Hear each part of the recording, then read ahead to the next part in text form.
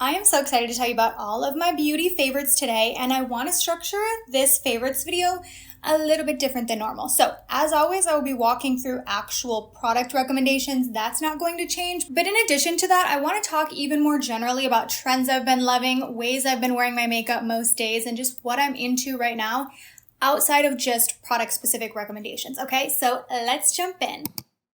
Okay, so the very first thing that I'm loving right now is a Barely There blush look. So as you can see, that's kind of what we're doing today. And there are a few products that I've been reaching for most frequently to achieve that look. So let's talk Barely There blush, okay? Now, in my eyes, this is somewhere between a peach and a nude. So it has some of that warmth to it, but it's not straight up peach in like an orangey quality, but it's also not a completely like flat nude. It still has some nice warmth to it. It's like this beautiful your cheeks but better shade. Okay, you know, we've got like your lips but better, your nails but better. Did I make that up? Is that a real thing? I swear I've heard people say that. But today, these are your cheeks but better. Okay, so the first one is going to be the most peach leaning.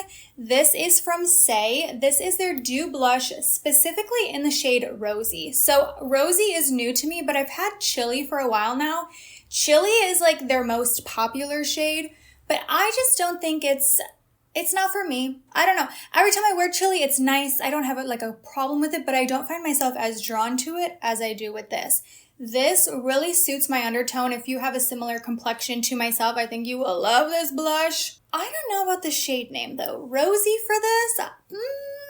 I might have picked something different. Like I can see it has somewhat of a rose quality to it, but I view this as a lot more of like a peachy nude. Rosy to me, I'm envisioning more pink, but the Dew Blush formula, if you're not familiar with it, it is dewy, as you might guess. But I still find that it has decent longevity for being a more dewy finish. It doesn't feel like sticky or tacky on the skin. And my go-to with a liquid blush is to use it as a mixer. So a lot of times I like to take this with the Jones Road like glow oil and mix that in. Or if you have any of those glowy primers like the Charlotte Tilbury Flawless Filter, the e.l.f. Halo Glow, the new Catrice one, the one from everyone. Everyone's got one. If you have that, try mixing it in with this or any of your liquid blushes. It's a beautiful look. Okay, also, wait, pause. While we're talking peachy blushes, like I said, I'm going to be sharing actual recommendations today.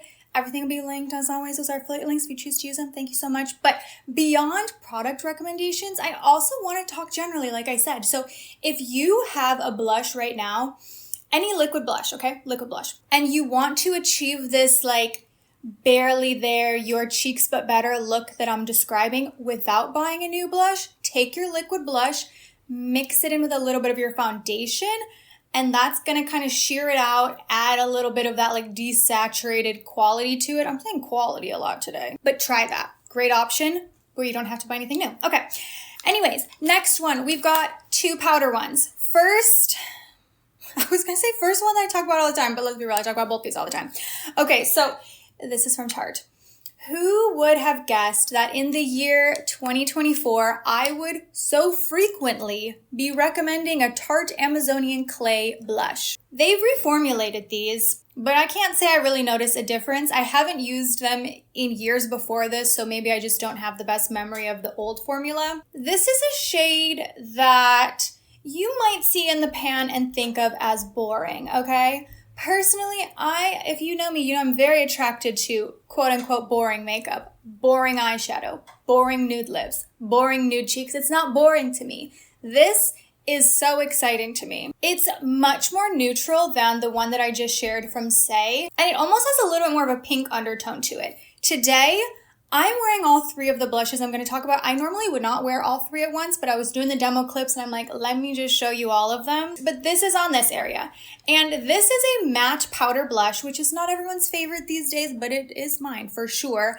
And something about a matte powder blush formula, and this one in particular, looks so smooth on the skin. Like pores, nope. Texture isn't there anymore. Like there's just something so perfecting about a powder blush, matte powder blush. Let me clarify. A glowy powder blush is still beautiful, but that's when you can emphasize a little bit of texture. Funny segue for me to now talk about that exact type of product, but this is a glowy powder blush, and this is the BareMinerals Blonzer in Kiss of Copper. This is not a new favorite. If you've been here for any amount of time, you're like, girl, not these dang BareMinerals blushes again. I can't help it. I just fall back in love with them all the time. And for a while there, it was Kiss of Pink. But right now, I'm on a Kiss of Copper train. And this was the blush that I took with me on my recent trip to Portugal. If you watched my makeup reset video, I shared my makeup bag packing process. And you heard me mention that this is a go-to for me while traveling because it can kind of act as a blush and a bronzer. And that's how I used it on that trip. I didn't bring a blush and bronzer and highlight. This kind of gives me a bit of all three because it has that very copper undertone to it that acts somewhat as a bronzer but still provides that blush look, but also has a little bit of sheen to it, so it can look a little glowy, taking the place also of a highlight. The only thing I will say, I find this formula to be really different actually than the shade Kiss of Pink. This I think is a lot more glowy. That one is much more matte. While we're talking all things peach, I want to talk about this peach powder. So this is from Huda Beauty. It's the newest shade in their Easy Bake powder line, and it is called Peach Pie. They have a lot of shades in this line, but I was really drawn to Peach Pie because I had previously really fallen in love with pink powder for my base. So I was really curious to see about peach. I was wondering how it would work on my complexion because I do have fair skin. I will say, if you're any paler than I am, this probably won't work for you. But if you're around my skin tone and you're using this with a light hand, I don't find it to give me any sort of like a deeper cast or noticeable look, okay? And I like to apply this with a powder puff. I have really fallen in love with like a velour puff like this. I don't think I will ever go back to applying my powder with a brush because sometimes a brush is nice for touching up, but I really think you achieve the most flawless, perfected look when you're pairing a loose powder with a velvet puff like this. These are from Amazon. I got these a while ago. I just keep them and like rewash them. You also saw that in my beauty reset video. But I have other ones that I've gotten at like Ulta, like any type of beauty supply store or any store that sells cosmetics. Normally you can find these, okay? And when I tell you the marriage between these two products, wow, it is going to look like you have added a filter to your skin, especially in this region right here. That is the part of my face I'm the most self-conscious of. As I'm getting older, I can see my nasal labial folds, you know, they're getting a little bit more prominent. And when my face is dewy there, they're really, really emphasized because of that reflection. It just draws attention to it. That's where these two come in handy, and I kind of just like push it in. And with this more subtle peach undertone to it, I feel like it can do a little color correcting on my under eyes. I feel like it brightens up my face. Keep in mind with your personal undertone, you may or may not enjoy a peach powder, but for me, this has been my obsession. Sticking with complexion, I have a drugstore favorite that doesn't get any attention, and weirdly, this actually has terrible reviews on Ulta, but I'm here to share my side of the story and to debate why I think this is actually a wonderful product. So this comes from LA Girl. It is their Velvet Bronzer. I mentioned this in a very recent video as an underrated favorite. So this is something I can understand why people don't like it, but again, hear me out. Watch when I swatch it right here. You're like, girl, did you swatch it? Is there any pigment there? And that was my initial thought when I first purchased this. You saw me test it on a camera forever ago, and I said that. I'm like, oh, this isn't gonna work. You literally can't see anything. But somehow it is like magic on the skin where it blends effortlessly because it's so low pigment. It's not gonna cause you any trouble blending it out. It's gonna be like a flawless blend. And yet, even though I'm not seeing much at all on my hand, I still think it shows up on the cheeks. But this product, again, is kind of like a hybrid, similar look on the skin to this powder blush, where it's like acting as your bronzer, it's acting as your blush, and it's giving you almost the effect of a highlight because it has a little bit of that shimmery property to it.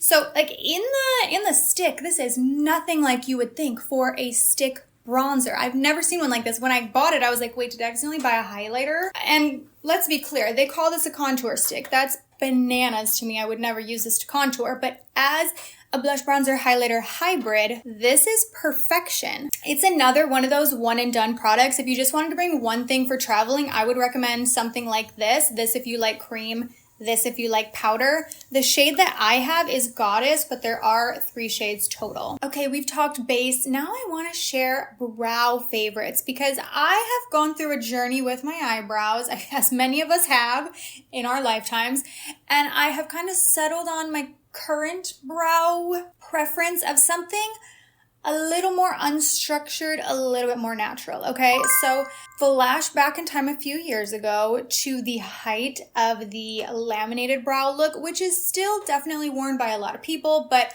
I feel like I did that for quite a while with the more like slicked down to my forehead, you turn your head to the side and your brows are two-dimensional look, you know what I mean? Was really into that for a while, but I kind of phased away from that, and I feel like the pendulum swung the complete opposite direction, and I was doing the like thin 90s, early 2000s brow look, and I still love that. Honestly, I have a lot of love for both brow techniques, but I feel like this has just been my journey.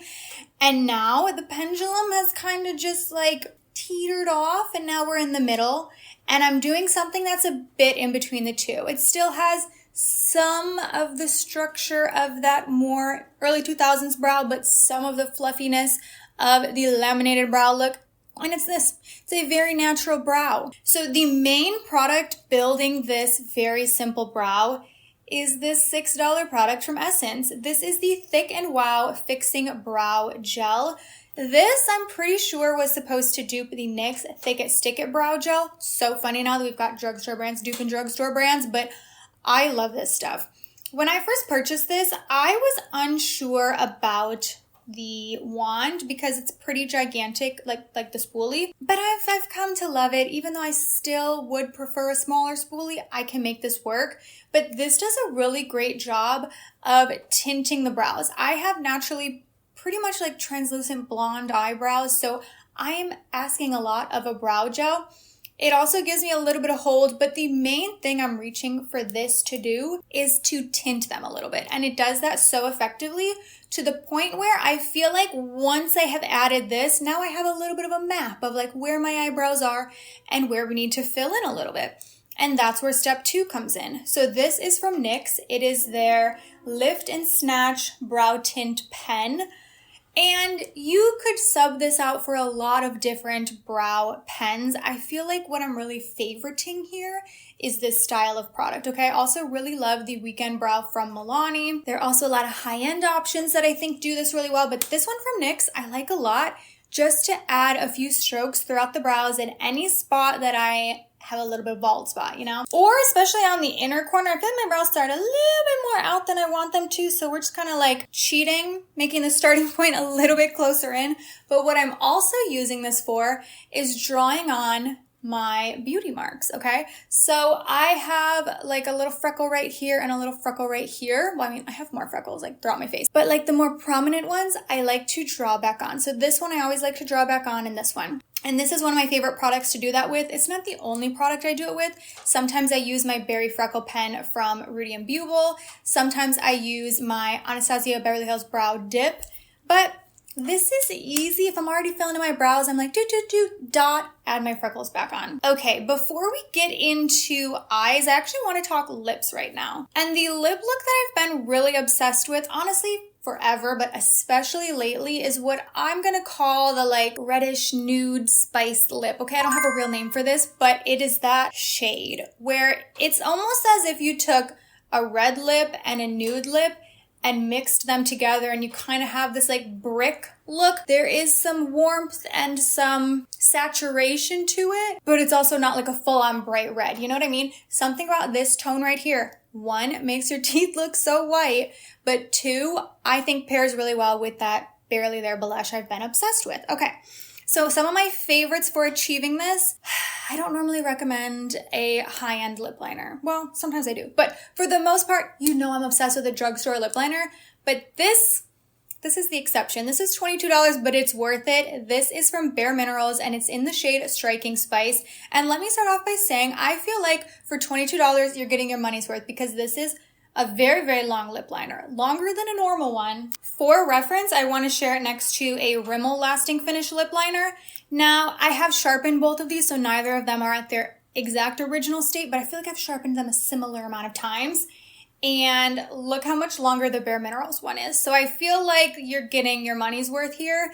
This is also highly pigmented, very blendable, and very long wearing. Like when I tell you, I did my makeup a few hours ago to like film those demo clips.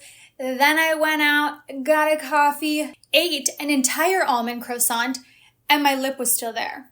I did touch up just a little bit because I was going to be filming, but like, you know, if I wasn't filming, I probably wouldn't have felt any need to touch up. Like it was still there, even through eating. And this is just that perfect spice shade. I'm quite obsessed with it. And in my eyes, how you achieve the lip that I'm describing, you don't want a shade that is this color all over the lips because that's going to give you a different look. I think how you achieve this lip, this is just the lip liner, and then you need a lighter lipstick in the center so you have the contrast and you have that subtle ombre effect, which leads us into the lipstick.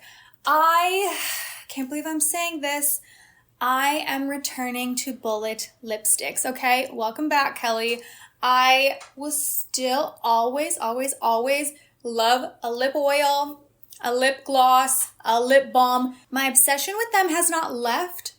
But I'm remembering all the pros to just an old-fashioned lipstick. Like this, you don't need to reapply every hour. It's still gonna be there. And I'm like, why did I start sleeping on bullet lipsticks when they just have better longevity than my lip oils? Again, that I still love, but this has been what I'm reaching for lately. It's just lower maintenance, which seems backwards because in my head, I envision a lip oil to be low maintenance. And it is in the sense that like, you can just apply it without looking. It's very natural. It's not like so much going on the lips.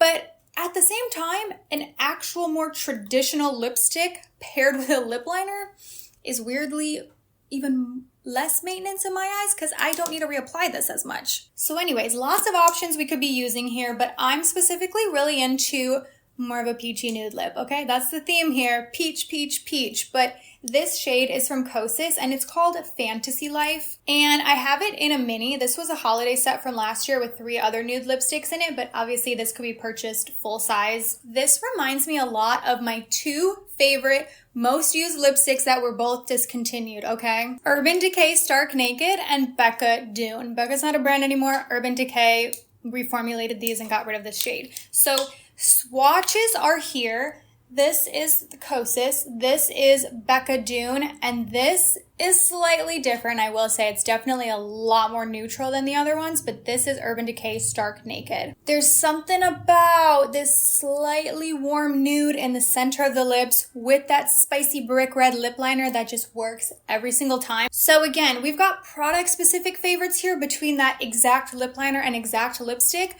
but feel free to mix and match with a nude bullet lipstick that you already have with more of that brick red lip liner. And if you don't have that exact shade, you could layer a red lip liner, very lightly kind of feather it out, and then like blend it in with a nude lip liner, you know? Also in that color family, I want to talk about these from Milani. So these are still like new word to me, but I'm obsessed with this. This is their new lip stain. You saw me using this in a video earlier this week where I was trying out other drugstore products, but I've had this one for a little while now. This is called the Color Fetish Hydrating Lip Stain, and it reminds me so much of the lip stains from Kaja, okay? But it's about $11 less. The shade I'm obsessed with is Mahogany Mommy, and I feel like it eventually like stains down to something very similar to the color I have on my lips right now. So I've used this a couple different ways. Sometimes I like applying it over the entire lip. Sometimes I like using this as a lip liner stain and just getting that effect. One thing I will note though, this in my experience is common with lip stains. The more red the lip stain is, the more like red pigment in there, the longer it's gonna last. Like a super red lip stain might be stained on your lips for 2 days before it's fully gone. The ones that don't have as much of that bright red pigment to it will not have the same longevity, okay? So like the stain is relatively influenced by the shade. So don't expect this to have the same wear time as like your bright red lip stain, but still, it's a great stain, wears really well, and you can use it on its own, or I always love a lip stain as a base. So I lay this down, and then do my lip combo over top, so my lip is gonna last all night. And I'm telling you, if you want a low effort, do not need to touch up, this is it. Start with the stain, do the lip liner, this on top, you're perfect the whole night. I want to talk about nails for a second, actually. So this is a new to me nail brand at a drugstore price point. So the brand is called PaintLab, and they are the nails that I have on currently. This set that I have on right now has this mint green French tip with little jewels and fruit on the nails. And the other day I was walking down the street and I'm like talking on the phone. So I had on corded headphones, and you know how they have the little speaker there? So I'm holding the speaker in front of me to like talk into the headphones. And a stranger on the street saw me holding my hand up and said, "Oh, I like your nails." Just in passing. Whoops, I'm dropping them all over the floor. But that's how cute these designs are, okay? And they're all around $10. These ones were sent to me, and this is not sponsored, but these were sent to me, but I did see that they sell this brand at Walmart. There aren't any Walmarts in New York City, so I can't really go and check if they're in store, but let me know if they're in stores near you, but I did see that they are online. Shape, wear time, everything reminds me a lot of my nails from Glamnetic, and I also think they have really, really cute designs here. The only call out I will make is something that in my experience happens with pretty much every single press-on nail brand. When they have the designs on the nails, after you've had them on for like a week and a half, you are going to notice a little bit of chipping. But again, for me, that's pretty consistent with most press-on nails. Okay, I want to talk about eyes because there are two products, actually no, three, that I feel like I've been using every single day. I'm kind of forcing myself to switch it up because this is all I'm reaching for. Starting with this eyeshadow stick, okay? This is from Pixi. This is their Endless Shade Stick in the shade Matte Cognac. And this was actually a gift from my friend Simbri. Around the holidays, we did a little My Favorite Things gifting night. If you haven't heard of that little like gift exchange idea yet, it's where everyone brings one of their favorite things or like a few of their favorite things, and you pass that around, like everyone gives everyone their favorite thing. So I thought that was really cute. This is her favorite eyeshadow stick, and this has been just like my go-to everyday eye look. I just apply this, and you can either tap it out with your finger or with a brush. I get good longevity here. It gives me just a little bit of a wash of a soft brown, which you know I love a soft brown eye. And I like to wear it on its own or use it as a base like I did today. So today I put this down first, and then I went in with, of course, my Natasha Denona My Mini Dream palette. I feel like this, and honestly probably a lot of my favorites here, you have heard me talk about a lot lately. And sometimes I feel bad, like, okay girl, you can't talk about that again. But at the same time, that's when you know it's a true favorite. When I cannot stop talking about these, when I'm using them in every video, like this is a staple in my routine. I adore this palette. I am such a fan of the 5-pan palettes from Natasha Denona to begin with.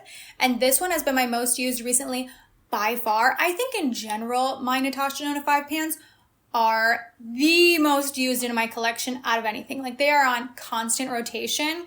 And this one, I feel like I can go in for more of a neutral look if I want. What am I saying? Neutral? That's not what I meant. Obviously, this is neutral. I meant to say matte. I can go in with a matte look.